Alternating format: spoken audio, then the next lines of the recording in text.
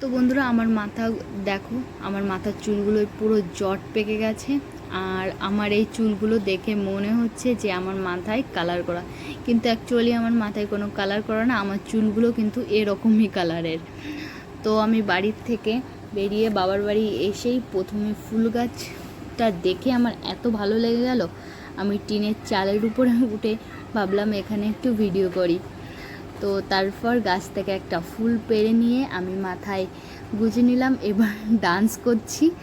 তো কেমন লাগছে ফুল গাছটা তো জানিও। তারপর ভাইকে বললাম একটু শর্ট ভিডিও করে দে, তো ভাই বলল ঠিক আছে দিদি করে দিচ্ছি। তো তারপর দুটো শর্ট ভিডিও করে আমি চলে আসলাম।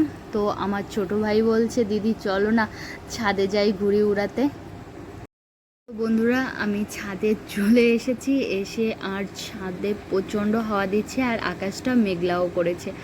আর আমাদের মাদুরা থেকে শিবকাশি আসতে প্রায় 2-2.5 ঘন্টা সময় লেগে যায় মোটর সাইকেলে। তো মোটর সাইকেলে এসে আমার কোমরটাও ধরে গেছে। আর রাজদীপ আর ওর মামা দুজনে ঘুরে উড়াচ্ছে। তো চলো তোমাদের আমার বাবার বাড়ির চারপাশটাই শেয়ার করি। তো দেখো এখানকার চারপাশে শুধু বিল্ডিং আর বিল্ডিং। এর ফাঁকে ফাঁকে যে গাছগুলো দেখতে পাচ্ছ এই গাছগুলো কিন্তু নিম গাছ। তো চলো এবার তোমাদের আমি একটা জিনিস শেয়ার করি। তো এই যে নিমের বাগানটা দেখতে পাচ্ছ, এই বাগানের ভিতর কিন্তু আছে বাজির কারখানা। তো এখানে অনেক ফেন্সি আইটেম তৈরি হয় আর এই কারখানাটা কিন্তু একদম বাড়ির পাশেই। বন্ধুরা তোমাদের কি বলবো, এখানে দীপাবলির সময় যে এত পরিমাণের বাজে ফোটে, পুরো কানটা পুরো ঝাঁঝা লেগে যায়, পুরো সারাটা দিন বাজে ফুটতেই থাকে একভাবে।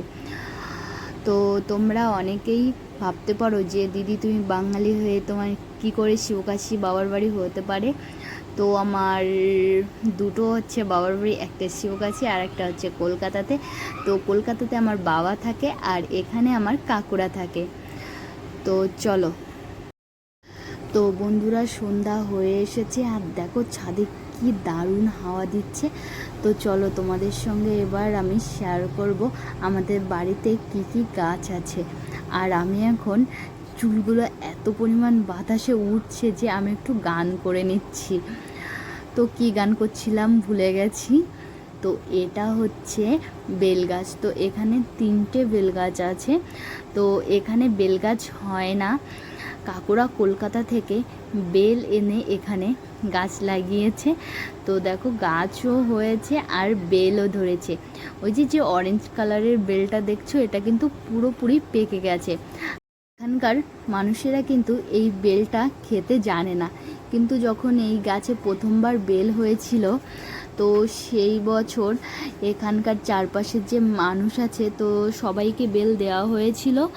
তো তারপর ওরা বেলটা খেয়ে ওদের খুব ভালো লেগেছে। এখন তো বেল যেগুলো বাইরে পড়ে সেগুলো আর পাওয়া যায় না, পাশের লোকজন সব কুড়িয়ে নেয়।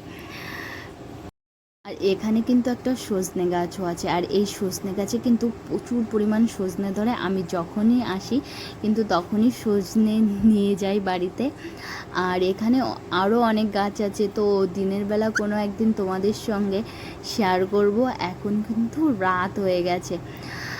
বন্ধুরা এখানে কিন্তু দীপাবলি ছাড়াও 7:30-8টার দিকে চারিপাশে বাজি ফোটে। তো আমি তোমাদের সঙ্গে ওটা শেয়ার করব যদি আমি ততক্ষণ ছাদে থাকি। তাহলে যখন বাজিটা ফুটছিল তখন আমি ছাদে ছিলাম না, নিচে চলে এসেছিলাম। অন্য কোনো একদিন তোমাদের সঙ্গে সেটা শেয়ার করব।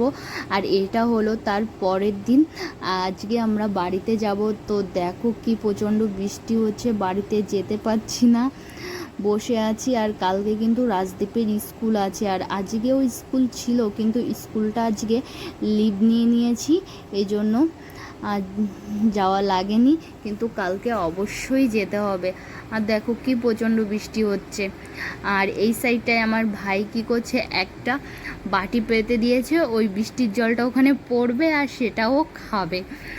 তো আমি বলছি ওটা করিস না, তুই অনেক দিন পর বৃষ্টি হচ্ছে, তুই কিন্তু ভিজে যাবি। আজকের ভিডিওটা কেমন লেগেছে তা অবশ্যই কমেন্টের মাধ্যমে জানিও। আর যদি ভিডিওটা ভালো লাগে তো লাইক করো। Tata bye bye.